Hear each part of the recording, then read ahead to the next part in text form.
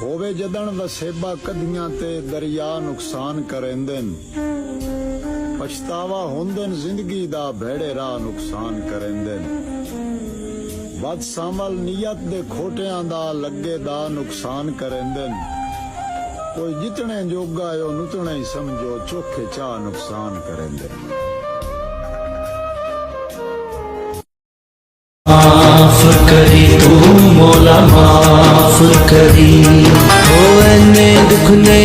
को दुख नाल मर जावा मैं नजर करे ते डुबदी डुबदी तर जावा मैं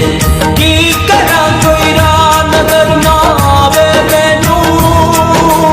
तेरे बाजों मौला कौन बचावे मैनू मेरे चार चुफेरे